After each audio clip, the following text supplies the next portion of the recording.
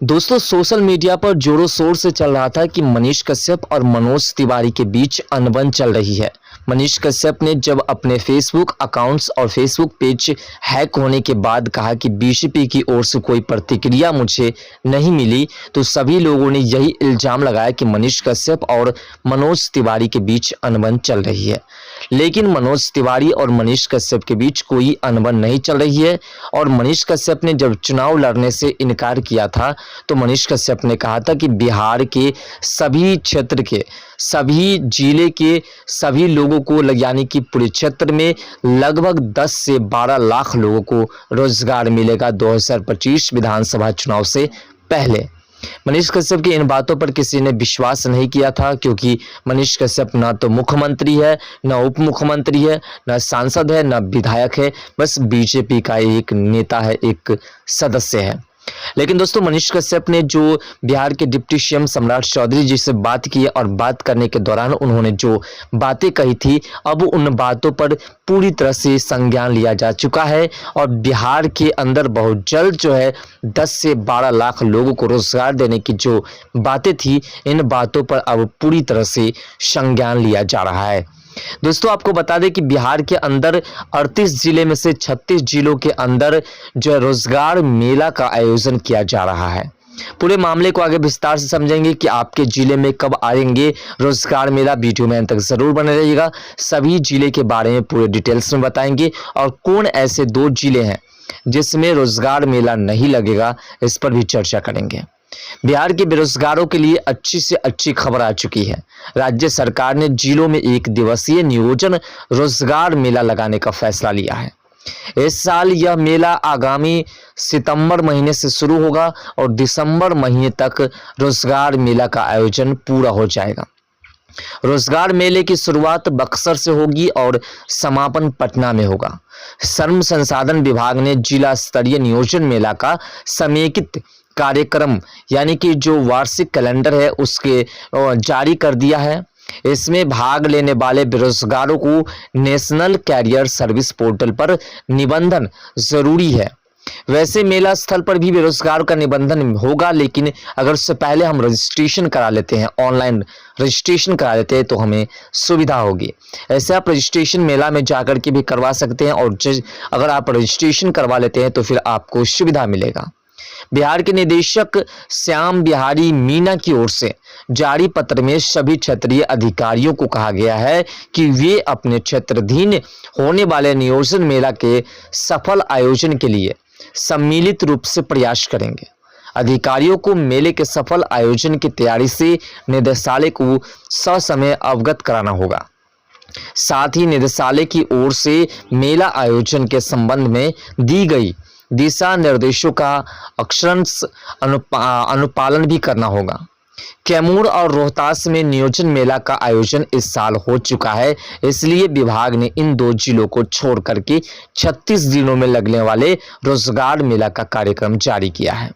यानी कि कैमूर और रोहतास में आपको जो है ये रोजगार मेला नहीं लगेगा, बाकी बिहार के 36 जिले में लगेंगे। किस जिले में कब लगेंगे अब ये हम आपको डिटेल्स में बताते हैं। बक्सर में 24 सितंबर को लगेंगे और भोजपुर में 26 सितंबर को, वहीं औरंगाबाद में 27 सितंबर को, गया में 17 अक्टूबर को, नवादा में 18 अक्टूबर को, खगड़िया में 19 अक्टूबर को, बेगूसराय में 21 अक्टूबर को, नालंदा में 22 अक्टूबर को, समस्तीपुर में 24 अक्टूबर को, दरभंगा में 25 अक्टूबर को, मधुबनी में 28 अक्टूबर को, सुपौल में 29 अक्टूबर को, मधेपुरा में 30 अक्टूबर को, शिवहर में 12 नवंबर को, सीतामढ़ी में 13 नवंबर को, मुजफ्फरपुर में 14 नवंबर को, बेतिया में 15 नवंबर को, मोतिहारी में 19 नवंबर को, छपरा में 20 नवंबर को, वैशाली में 21 नवंबर, सिवान में 22 नवंबर, गोपालगंज में 26 नवंबर, भागलपुर में 27 नवंबर, बांका में 28 नवंबर, कटिहार में 29 नवंबर, पूर्णिया में 2 दिसंबर और किशनगंज में 4 दिसंबर, सहरसा में 5 दिसंबर और अररिया में 6 दिसंबर, जमुई में 10 दिसंबर, लखीसराय में 11 दिसंबर, मुंगेर में 12 दिसंबर और अरवल में 13 दिसंबर और जहानाबाद में 14 दिसंबर और लास्ट पटना में 17 दिसंबर को ये आयोजन होगा। जो रोजगार मेला है इसमें सभी लोगों को रोजगार की पूरी प्रक्रिया बताई जाएगी और साथ साथ बिहार के अंदर जो इंफ्रास्ट्रक्चर की काम चल रही है उसमें भी लोगों को अब रोजगार की अधिक से अधिक मात्रा में जो है संख्या में जो लोगों को रोजगार मिलेंगे। साथ साथ बिहार के अंदर ऐसे कई कंपनीज भी स्थापित की जाएगी। ऐसे रोजगार मेला में वो सारी बातें बता दी जाएगी कि कैसे कैसे रोजगार मिलेगा। इससे पहले हम आपको बता दें कि तेजस्वी यादव ने कहा था कि हमने 4 लाख से 5 लाख लोगों को नीतीश कुमार जी के साथ मिल करके रोजगार दिया बिहार के अंदर। तो देखिए वो रोजगार नहीं था, वो सिर्फ था बिहार के एजुकेटेड लोग, वो भी बिहार के नहीं बल्कि देश के अन्य कोना कोना से भी आए हुए लोगों को शिक्षक की नौकरी या फिर अन्य कई ऐसे जो योजनाएं थे उसके तहत नौकरी दी गई। तो वो सिर्फ एजुकेटेड लोगों को, लेकिन जो यहाँ मूर्ख लोग हैं जिनको सिर्फ रोजगार ही जीवन यापन करने का एक जरिया है, उन लोगों को रोजगार मेला में रोजगार की एक नई दिशा और दशा मिलेगी। तो कुल मिलाकर के बिहार के अंदर ये जो प्रक्रिया अपनाई गई है, ये जो सिलसिला अपनाया गया है, इससे बिहार के अंदर लगभग सभी लोगों को रोजगार मिलेगा और जो भी लोग रोजगार की तलाश में अन्य राज्य में भटकते हैं उनमें से किसी लोगों को अन्य राज्य में भटकने की जरूरत नहीं पड़ेगी। तो कुल मिलाकर के दोस्तों मनीष कश्यप ने 2024 लोकसभा चुनाव में पश्चिमी चंपारण से चुनाव लड़ने से इनकार किया था। तो उन्होंने साफ तौर पर कह दिया था बिहार वासियों से कि अगर हम पश्चिमी चंपारण से चुनाव लड़ते और जीतते तो सिर्फ पश्चिमी चंपारण के लोगों को 1 लाख लोगों को लगभग हम रोजगार देते। लेकिन अगर हम बीजेपी ज्वाइन कर लिए हैं तो ये वादा करते हैं कि 2025 विधानसभा चुनाव से पहले बिहार के सभी क्षेत्रों में लगभग 10 से 12 लाख लोगों को रोजगार देंगे और बिहार के अंदर अच्छी अच्छी कंपनियां, अच्छी अच्छी जो व्यवस्थाएं हैं वो लागू की जाएगी। और आपने देखा जैसे ही चिराग पासवान जी ने कमान संभाली है, जैसे ही उद्योग मंत्री बनने का काम किया है, वैसे ही बिहार के अंदर एक नई दिशा और दशा के साथ रोजगार की वो सारी प्रक्रियाएं आगे बढ़ाई जा रही है। तो कुल मिलाकर के बिहार को फर्स्ट बिहार और फर्स्ट बिहारी का विजन लेकर के चलने वाले वे सभी नेता बिहार के भविष्य के बारे में सोचना शुरू कर दिए हैं और जो बजट बिहार को मिला है उस बजट के माध्यम से नीतीश कुमार जी भी अपने सेशन की अंतिम कगार पर पहुंच चुके हैं, इसलिए वह बिहार को कुछ नया सौगात देने के लिए आगे निकल चुके हैं।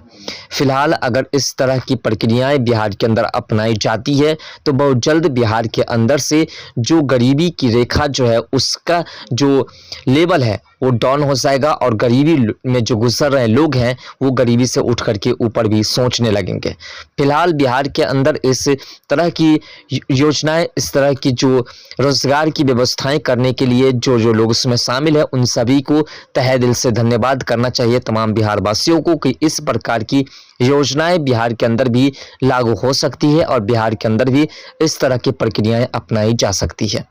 फिलहाल दोस्तों जो लोग मनीष कश्यप और बीजेपी के बीच मतभेद बताते हैं वो मतभेद बीजेपी के कुछ नेताओं से है, लेकिन ऐसा नहीं कि मनोज तिवारी जी से और शासक बीजेपी से हैं, बल्कि कुछ ऐसे लोग हैं जो मनीष कश्यप के खिलाफ रहते हैं। भारतीय जनता पार्टी के नेता, वो जदयू के नेता हो, शासक मनीष कश्यप की मुश्किल घड़ी में बीजेपी के किसी नेता की ओर से कोई प्रतिक्रिया नहीं दी गई तो इसके लिए उनका आक्रोश था, इसलिए उसने कुछ कहा, लेकिन ऐसा कुछ भी नहीं है। वो भारतीय जनता पार्टी के नेता अभी भी है और आने वाले समय में वो डिसाइड करेंगे कि भारतीय जनता पार्टी अगर उन्हें टिकट नहीं देती है तो फिर वह निर्दलीय या अपनी पार्टी बना करके चुनाव लड़ सकते हैं। फिलहाल आपके हिसाब से मनीष कश्यप कैसा व्यक्ति है और आप मनीष कश्यप को आज भी सपोर्ट करते हैं या नहीं, अपना राय कमेंट सेक्शन में जरूर दीजिए।